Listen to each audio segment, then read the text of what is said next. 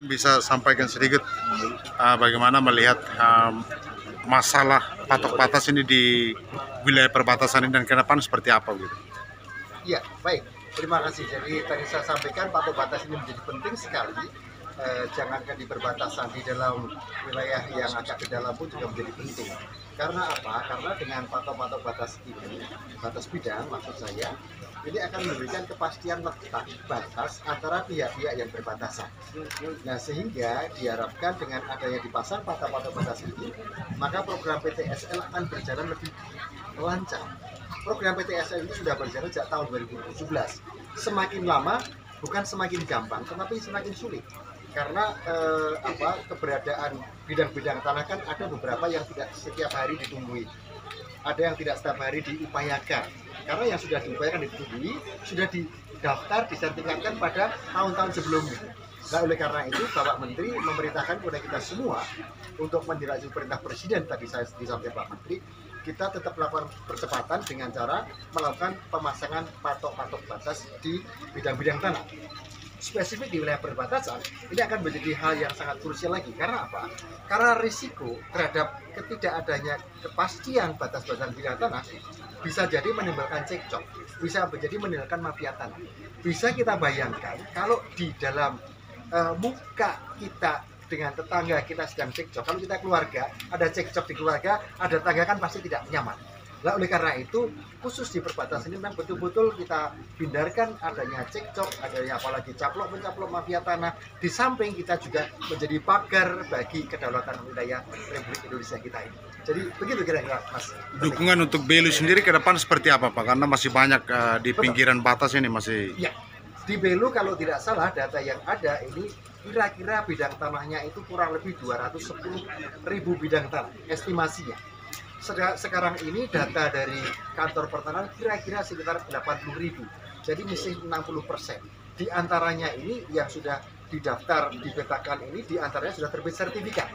Barangkali nanti Ibu Kepala Kantor atau Bapak Kanwil bisa lebih memperjelas kira-kira berapa. Tetapi intinya adalah pertama diukur, dipetakan, yang tidak ada permasalahan penyiapan surat-surat diterbitkan sertifikatnya. Sehingga kita harapkan sekitar 40% yang belum diukur dan dipetakan di Kabupaten Belu ini bisa ditingkatkan dengan mekanisme metode pengukuran yang lebih modern dibandingkan dengan tahun-tahun sebelumnya. Akan dipotret terlebih dahulu dengan drone sehingga patok-patok batas yang tidak terhalang oleh tumbuh-tumbuhan bisa lebih cepat, sehingga kita nanti tinggal menggaris-garis dengan tetap ketika kita menarik garis dalam peta yang dihasilkan oleh drone tadi dengan menghadirkan warga yang sudah memiliki bidang tanah tadi yang sudah ada patok-patok batasnya. Jadi percepatan akan dilakukan dengan mekanisme metode pengukuran yang sedikit berbeda dengan tahun-tahun sebelumnya. Pak Dirjen izin, tadi Pak Dirjen menekankan soal mafia tanah. Ya. Nah, mungkin lebih diperjelas yang dimaksud mafia tanah itu seperti apa? Oh, baik. Juga dari Kementerian melihat di perbatasan seperti apa? Betul. Jadi mafia tanah itu adalah seseorang atau pihak, belum tentu orang.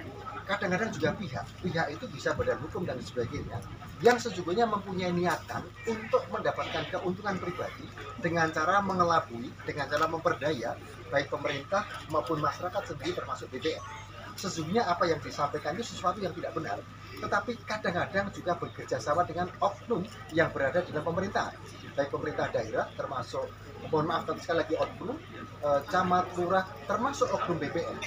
Kalau tidak bekerja sama dengan oknum, saya kira akan sulit.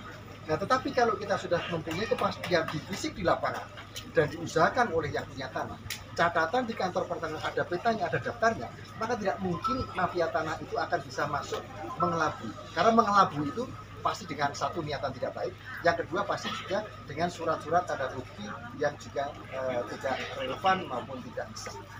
Pak Dirjen, kalau mau klaim kalau ada permintaan uang dan sebagainya dari masyarakat itu kemana Pak Dirjen? Kaitan dengan pengurusan sertifikat tanah. Oh, baik. Sesungguhnya ATR BPN itu mempunyai website yang disebut sebagai Sentuh Tanah.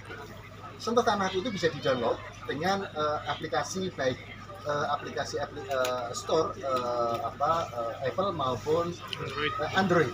Nah, dari sana bisa diinformasikan apa yang menjadi kewajiban masyarakat untuk mengurus bidang-bidang tanah. Ada daftarnya yang namanya PNBP. Tetapi ini kalau konteksnya kan konteks inisiatif dari warga masyarakat yang disertifikatkan. Berbeda dengan konteks yang menjadi program pemerintah seperti PTSL. PTSL. Program dengan PTSL ini untuk proses dari pengukuran sampai dengan penerbitan sertifikat itu tidak diperlukan biaya dari masyarakat. Tetapi untuk buat sertifikat ini kan memerlukan surat-surat, ada materi-materi. Barangkali pada bagian itu ini yang diperlukan biaya. Tetapi sudah ada SKB 3 menteri antara Menteri BPN, Kementerian Dalam Negeri, dan Kementerian Keuangan ini menetapkan berapa untuk proses penyiapan dokumen ini, surat menyurat. Mohon maaf Pak, kami mungkin apa? Tapi nilainya kira-kira mungkin sekitar 200 sampai 300 ribu kalau tidak salah. Kalau di Jawa 150 ribu. Di sini mungkin agak lebih mahal sedikit karena mungkin transportasi yang diperlukan oleh teman-teman aparat desa mungkin lebih jauh dan sebagainya. Hanya itu, kemudian yang harus disiapkan juga biaya oleh masyarakat kalau memang oleh peraturan perundangan tentang perpajakan memang harus membayar pajak. Ada pajak PPHTB, ada pajak PPH kalau tanah yang diperoleh itu mulai jual beli, dan juga ada pajak PBB karena tanah itu selama-lamanya tidak dipajakin, kita akan mensertifikatkan juga harus membayar pajak PBB. Jadi bukan berarti gratis tanpa keluar uang, tidak, tetapi proses pengukuran sampai sertifikat sudah dialokasikan oleh APBN BPN sehingga dipastikan pada tahapan itu tidak ada uang yang diperlukan. Kalau ada informasi memerlukan diminta dan sebagainya, alangkah baiknya dikonfirmasikan kepada teman-teman BPN atau dimasukkan ke dalam website pengaduan. Karena kita juga secara nasional itu juga kita mempunyai website pengaduan. Kita mempunyai timnya, semua Direktorat Jenderal ada anggota tim di situ. Semua pengaduan-pengaduan akan direspon di situ dan diberikan penjelasan.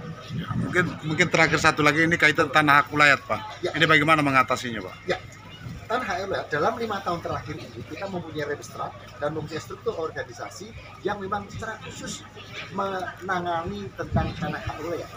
Beberapa waktu yang lalu tim kami di BPN juga meneruskan tim peneliti yang melakukan penelitian hak wilayah di Kabupaten mana Pak Kandung? Di salah satu kabupaten yang dari Kabupaten Indi. Di Kabupaten Indi. Nah, tanah hak wilayah ini hakikatnya adalah tidak bisa dimiliki orang per orang, tetapi dalam satu wilayah hak wilayah kemudian menjadi satu kesatuan. Kemudian kepemilikannya ini menjadi kepemilikan masyarakat hukum adat yang bersangkutan. Jadi tidak bisa dimiliki satu orang per orang, tetapi untuk sampai pada titik itu BPN bersama pemerintah daerah melakukan penelitian keberadaan kesungguhan adanya hak wilayah, batas tanah hak wilayah maupun struktur kehidupan hukum masyarakat hak wilayah. Demikian. Baik, terima kasih. Oke, terima kasih. Dia juga bisa menjadi bagian pentaholik collateral government kita untuk bisa menyajikan informasi yang simetris yang benar pada masyarakat. Terima kasih. Terima kasih. Siap. Izin foto bersama Pak.